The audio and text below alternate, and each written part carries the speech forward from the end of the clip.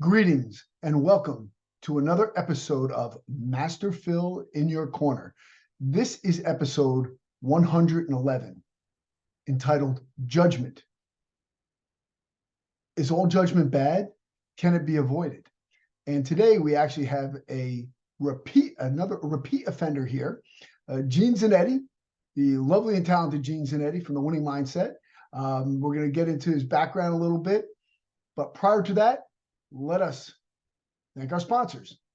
First sponsor is Ferocious.com, Kettlebell, bodyweight, self-defense, martial arts, virtual and in-person training. So you can also get us online at Master Phil Ross on my Patreon channel there. And I'm also available on Burn Along. Master Phil Ross on Patreon is just my videos. Burn Along is a bunch of my videos and training, as well as 2,000 other instructors. We have a couple of books out, Survival Strong, Ferocious Fitness, and the Kettlebell Workout Library, all available on Amazon. Seminars and certifications through the BodyBell Method, as well as Survival Strong. And we also have the Winning Mindset, athlete, team, and corporate coaching, one-on-one presentations and workshops. We have the P3 training group, Plan, Prepare, Protect, in-person online courses and workshops for civilian and law enforcement for active threat training. Health is Wealth, virtual community outreach platform for mental and physical health, wellness, fitness, and education. Pay-per-view flicks, the Warrior Island Show, as well as other programming. Warrior Island Show is set to drop this fall. The Under Project, supportive and comfortable underwear for men. Fit Team, 100% natural protein supplements, vitamins, and assorted health products. And One Sleeve, BJJ, rash guard, shorts, hoodies, and all sorts of other fight uniforms and apparel. We hope you support our sponsors, and most of them, if not all of them, can be reached from my website, philross.com. Well, without any further ado, Gene Zannetti, welcome back to the Master Phil in Your Corner podcast. So, Gene, tell everyone who maybe didn't listen before, doesn't know who you are and what you do, exactly what you're all about here. Yeah, so myself, my brother Jeff, we started Wrestling Mindset, Winning Mindset. Brother Greg Zannetti, all three of us, we wrestled from elementary school right through college. We were all ranked in the top 20 Division I wrestlers. Jeff and I were all Ivy League. Greg was two-time academic All-American over at Rutgers. Jeff and I went to Penn. I went on to get my master's degree in sports psychology, exercise science, as well as clinical psychology. And part of that I did while I was coaching at Springfield College as an assistant coach.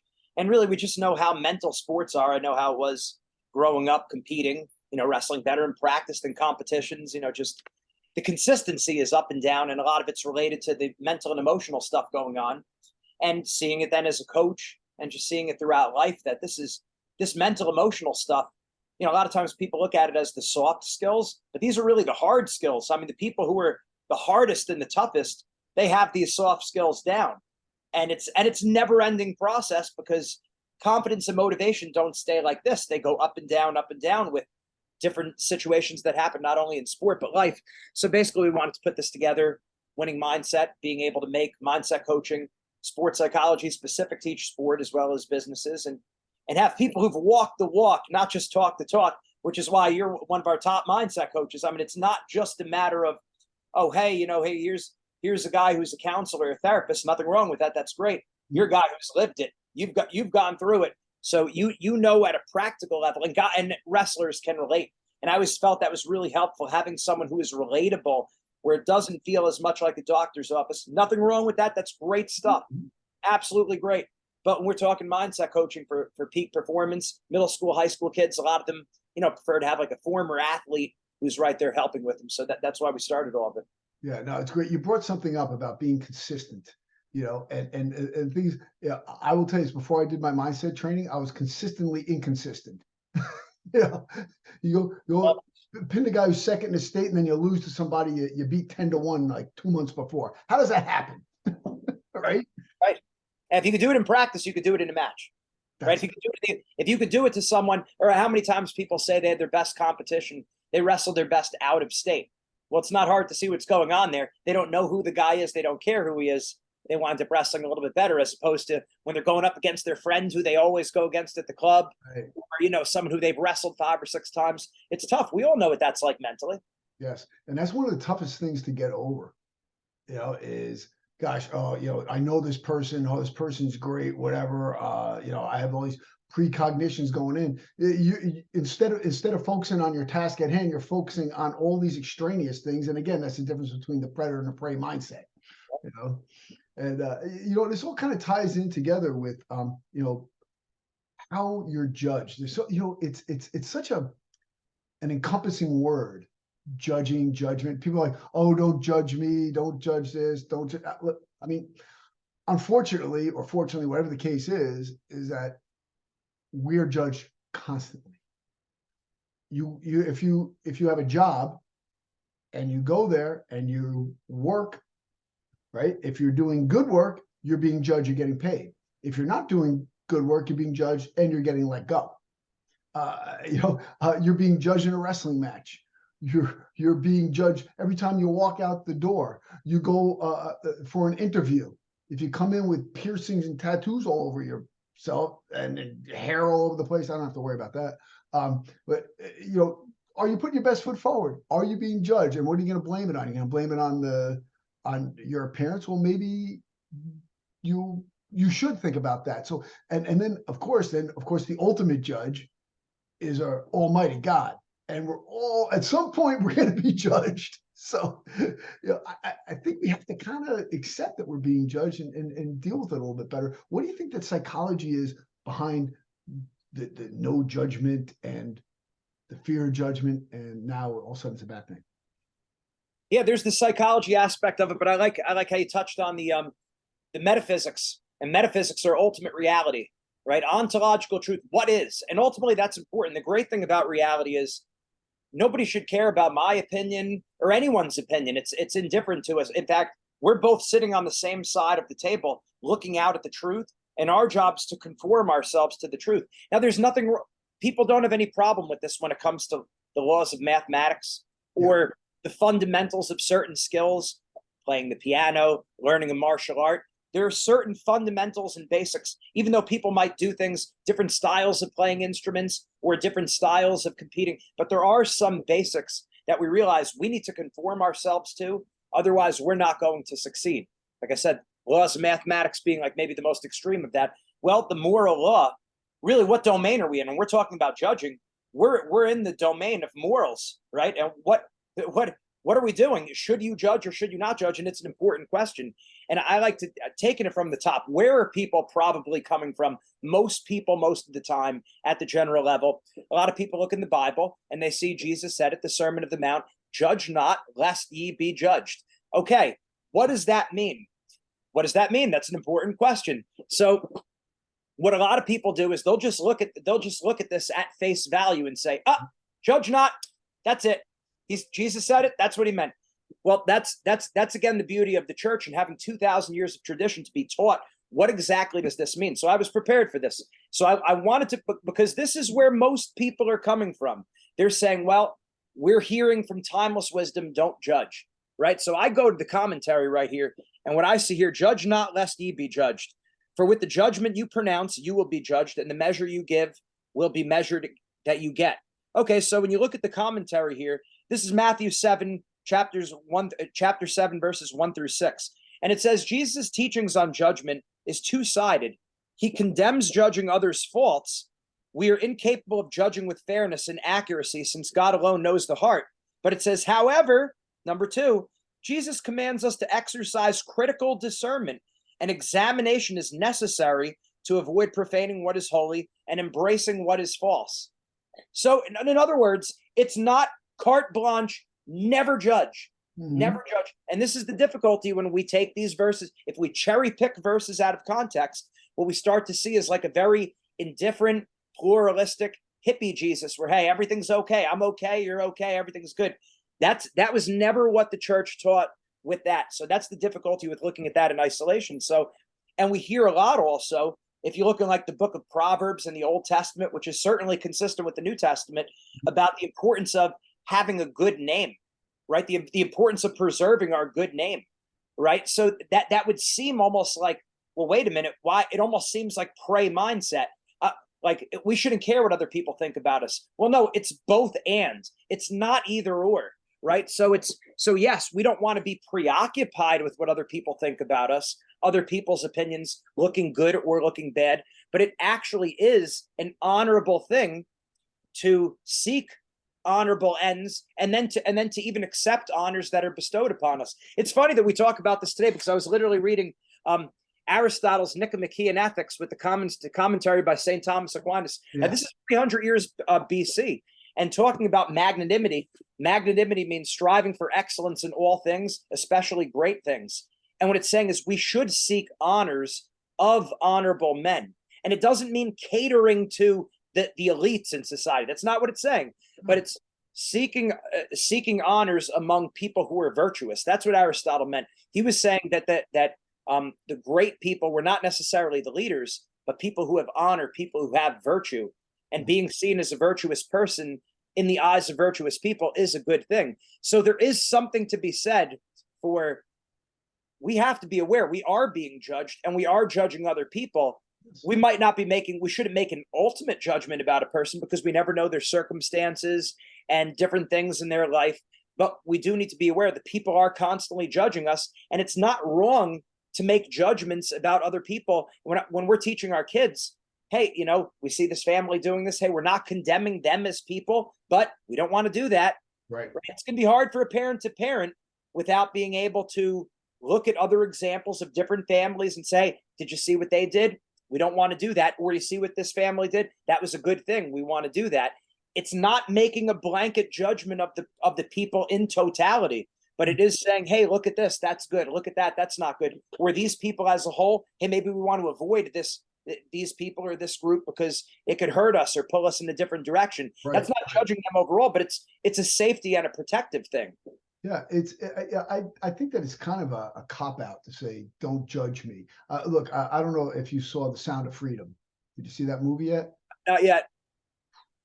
I have not been impacted by a movie in years. I was filled with sorrow, rage, just frustration, man, it was definitely a worthwhile. I took my 13-year-old to go see it, and honestly, I'm going to judge people who engage in the trafficking of children. I will judge them, and I will judge that that is not good. I can't say so. If you're saying don't judge. No. There are times it has to happen. How are we going to have a society if we don't have norms? I mean, how is that? How do you not judge someone like that? Right. You could say if there's a stranger, there's a car that pulls up. You're teaching your kids. It's like, listen, don't go there. That's a danger. That's a potentially dangerous situation. It's not saying, hey, I don't know who these people are, if they're good or if they're bad. If they were abused when they were, I have no idea about that. Do they have a bad life? Whatever it might be in their situation. We're not judging that, but we're saying this situation is potentially dangerous. And there are people out there who are doing objectively bad things. Yes. And we don't want to be around those people. That's different than making a character judgment overall. Like, I'm not judging them as God. I'm saying this is bad. So right now, your head should look, you should look at this and say, not good, stay away from that. That's survival. It's a survival mechanism. Yeah. And that's one of the things that we have to do. And if you look at someone running a business, let's say, and somebody comes in for an interview and they don't represent what that business wants to portray or what they know is good for their business, well, then that's potentially harmful to that business for them to hire this type of person. Right. We have to get good. And this is one of Malcolm Gladwell's books, Blink. We're talking about thin slicing, being able to, for a crude way of putting it, basically stereotyping situations. It's really sizing up a situation, saying, hey, this doesn't feel right. This does feel right. And just kind of like your instincts. And you could say, it's like, well, don't judge a book by its cover. Well, you have that gut instinct for a reason too. Now, it doesn't mean it can't be wrong.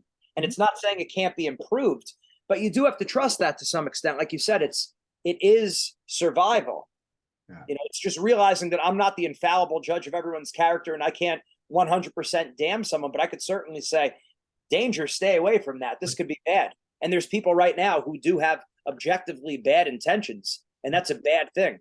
Yes. Yeah, they do. And again, as a protection mechanism, you have to steer clear of them, because they're not going to enhance your life. Matter of fact, they, could kill you. The opposite. Exactly. They can Yeah. end it, and where's that, like when people say, okay, you look at oh gosh, Planet Fitness, no judgment zone, okay, which is actually a fallacy, because if you lift heavy weights there and grunt, they throw you out. They just judged you. So that's one thing I found is some of these people that go with the don't judge me, yet they're judging because you're judging, or supposedly judging, or holding to a standard. It's again, the metaphysics is off. It's a theory that flies up its own rear. It's self-refuting. It's self-referential incoherence. Exactly. When you say there's no such thing as truth, you just made a truth statement. You never know.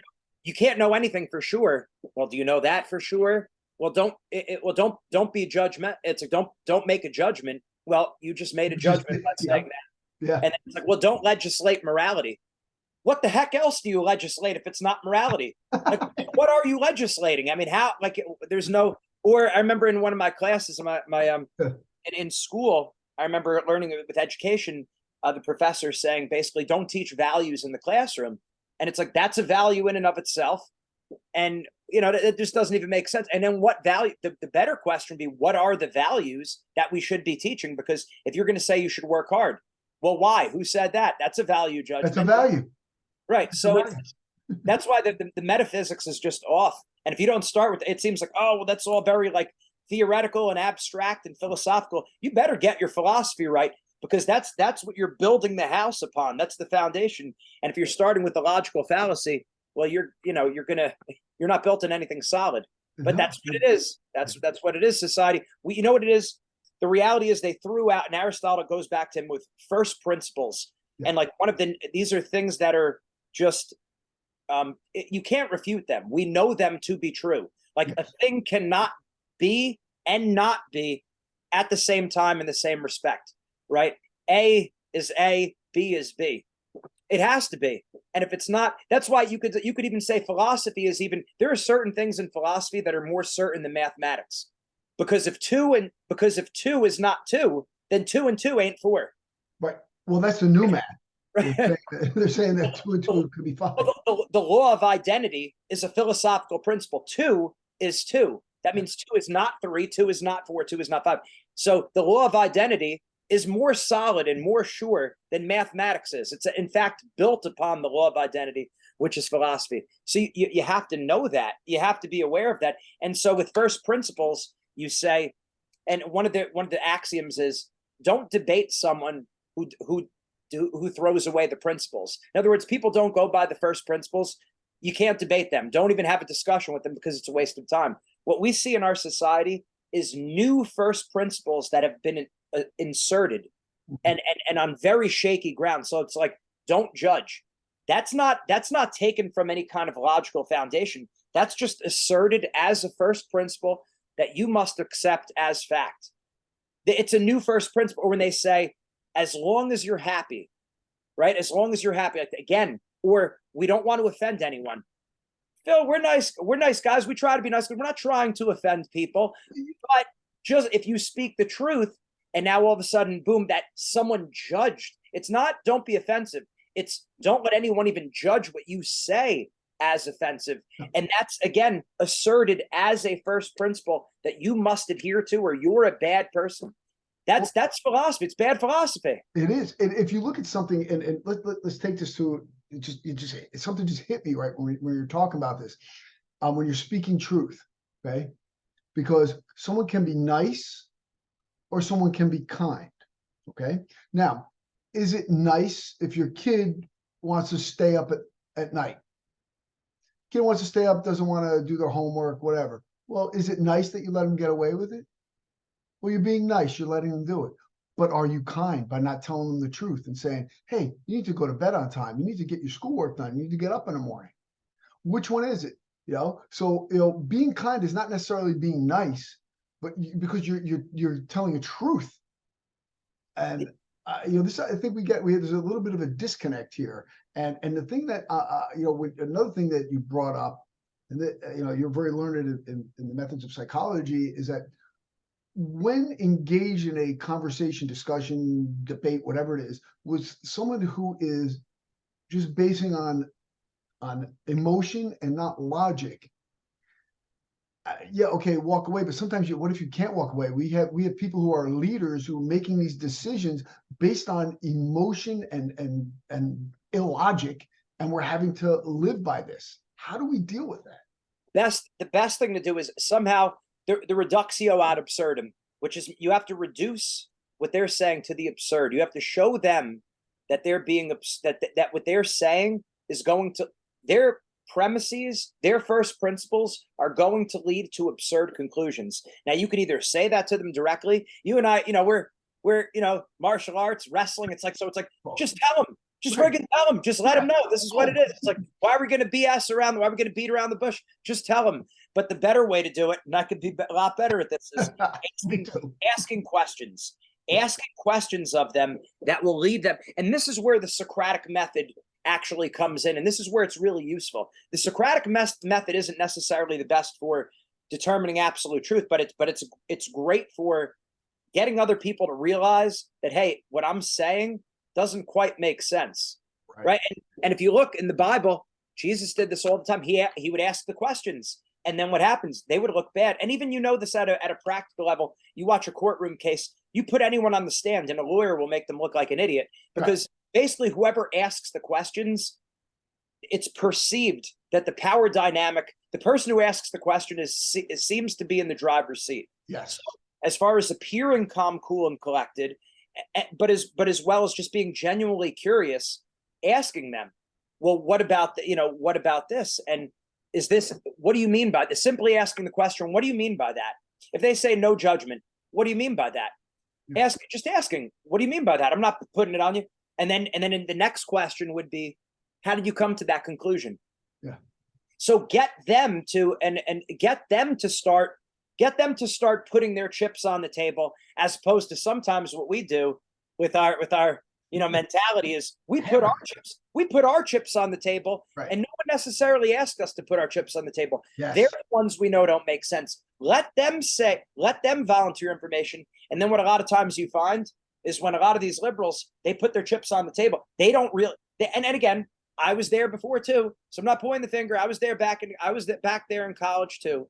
So, it's you want to talk about no judgment, not putting on anyone here, but the reality is eventually, your brain starts to develop. But what happens is 25 before the brain is operating fully in the frontal lobe, right? Yeah. It's just a matter of, well, Aristotle said you really don't want, metaphysics is hard to really learn before you're 40 years old. Yeah. But in any event, a lot of us, we don't have a real reason for why we believe certain things other than like the feeling, like I don't want to offend other people, those false first principles. So when we ask other people to put their chips on the table, what do you mean by that? How did you come to that conclusion? And then just asking questions, you'll realize that a lot of times they don't have a well thought out position. They're just saying things that they've heard before. They're just repeating lines they've heard. And we're all guilty of it again.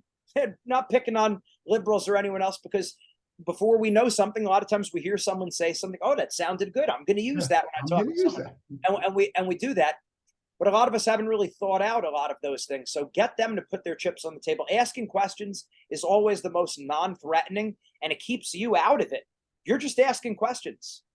So psychologically, that's what you should do. If we were going to put a should on it, that's what you should do. I mean, a lot of times shoulda, woulda, coulda don't add up to one little word did. Right. Yeah, because it's especially when you're in like a heated debate. I find it very difficult to step back. So I'm like, why aren't you listening to me? I'm right. Which is not the best tactic to take. Well, that's temperance, and that's temperance in our ends. Just like we're talking about the good and Nico McKeon ethics and everything here, this thick book. And when you look at it, it's like there's many different virtues. There's prudence, there's justice, there's fortitude, and there's temperance. Yeah.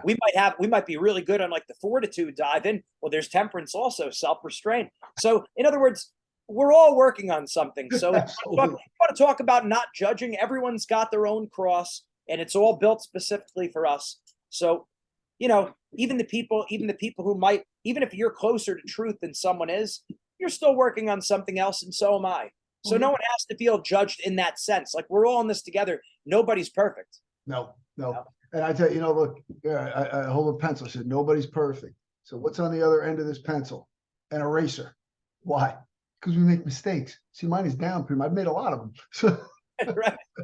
Exactly. A lot of mine are worn down. God, it's good stuff. Yeah. But that's I really like that tactic. And I think that this is something I really try to do. I've been trying to do it more and more as I get older. I can get it figured out some point in my life, is just stopping, taking a breath. And you know what? From the mindset training, a lot of times what I do when I know I'm going into a situation, I'll do those 3 deep breaths that we recommend, right?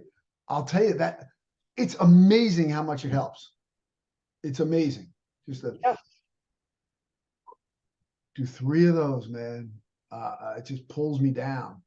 Well, we need it, and having a relaxation image and having a reset button when we get in those moments, because it's very hard. And you know, yeah, of course, is there some pride probably laced in where, like, I want to teach you and I want to be like, yeah, I'm sure that's there. But it's not just that.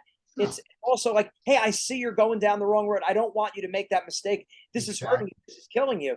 So it's like, it's hard, because in your head, it's like, if someone's going towards a cliff, you want to say, stop, get back. And we want to do that. But then when it comes to sometimes different issues and hot button issues in society, you do that and it turns people off. Sometimes, we do that. I do it. I'll speak for myself. Mm-hmm. So it's like, you can't apply that necessarily always to people. Yeah. Right. But get them to put their chips on the table, ask them questions, and then show them how their premises are going to lead to absurd conclusions. And then, I think also it helps when I'll say, hey, look, I try to relate. I'm no different than you. I thought these things in the past. I made this mistake. And even sometimes just saying, like, how the whole thing is based on non-judging. It's like, hey, I'm not judging you as a person. Just simply doing that. Sometimes people then take a breath, and then they're able to open up and actually make a change.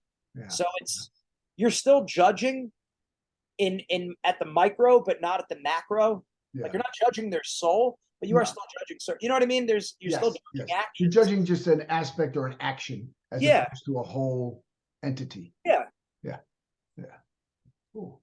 I mean, that's like, I'll tell you, just that, the probing questions, I think is key.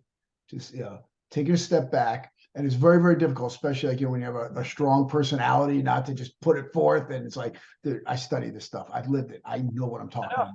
You need to listen.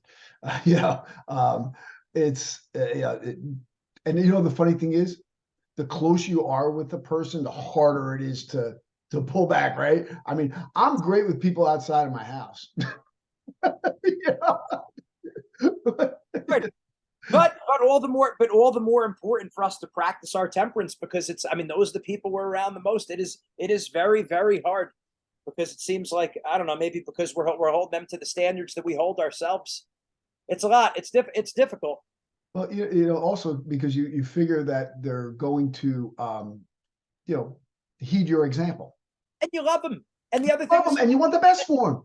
At the end of the day, you realize, when it comes to, there's very little you could control in this world. You control yourself to a very large extent, not every single aspect of everything, but we have a lot of control with ourselves. We do have a good amount of control in our home environment. So it's like, when other people say certain things and they live a certain way, it's like, well, not the heck with them. Like, I wish them bad, but what can I do? What can I do? If they're going to be a jerk or an idiot, that's their problem. But in my house, it's like, no, it's not okay with me. No, I do care. I do care about you, and it's not all right. Yeah, it's not all right. Yeah.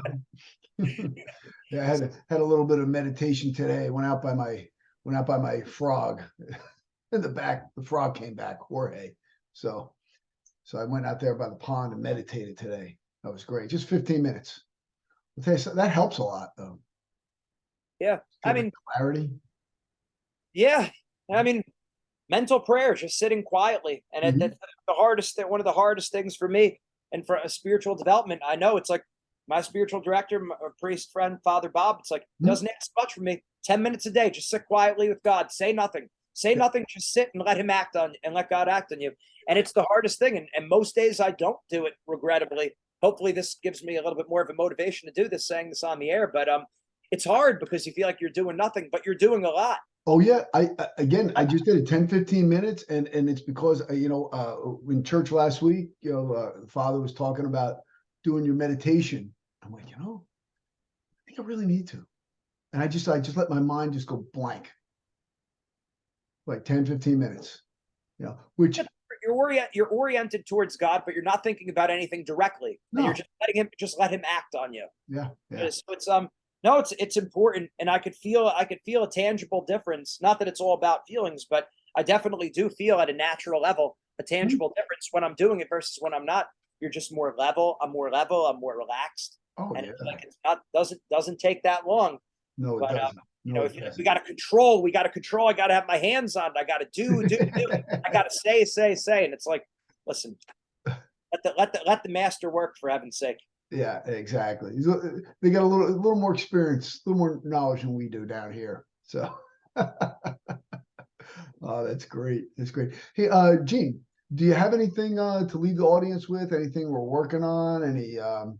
Any new stuff that you're doing at Mindset that you want to get people involved with, or anything else? Because we're going like gangbusters. I mean, I'm completely booked. Oh yeah. No, really, it's something that just addressing that area of life. That's what it really comes down to: mental, emotional, everything. It's for everyone. It's not just people who are struggling. It's people who want to get the most out of themselves. Right. The biggest mistake, I think, is not addressing it head on. That it is important to talk to someone, to be coached. Just like anything, you want to get good. We're talking about the faith. You want to get stronger in the faith, you need a spiritual director. You want to get stronger physically, you need Master Phil. You need to get a personal trainer. You want to mindset, you got to be working on your mindset. You have a coach. Yep. You have a coach. Anything you're trying to be, your business, you got to have a mentor. Any area that you want to be successful, you got to have a mentor. And mindset is too important to leave to chance. So you got to be working with a mindset coach. And of course, I'd love to work with everyone. We'd love to work with everyone. If our thing isn't for you, just work with it with someone. Of course, we're happy to help everyone, but make sure you're putting time in on your mindset, whoever you are, whatever you're doing. The funny thing is that, people say, gosh, if someone's strong, right, do they stop working out? That's crazy. Right? It's crazy. Same thing with your mind. If you have a good mindset, well, you want to keep it good. Yeah. And do you start lifting weights after you get overpowered in a match, or do you do that proactively so you overpower them? Exactly. Yeah. You know what I mean? Yes, I get it. Losing a match, getting overpowered gives you a jump start. Like, hey, I better really start taking my lifting more serious, my training more serious. But you don't start your training after getting overpowered. It starts before. So. Yes. Yeah. Excellent. Great stuff. Thank you, Phil. Oh, pleasure. Thank you. It's always a pleasure to have you on. People, if you want to get in touch with the Winning Mindset, of course, just go to ZWinningMindset.com. And, other than that, thank you very much for being with us. And Gene, again, thank you. I mean, you're just a wealth of knowledge. I love having you on the podcast. I'm like, gosh, I got to study more. I'm reading a lot, but I got to read more. So, all right, great. Thank you very much. And guys, Master Phil signing off. Strength and honor.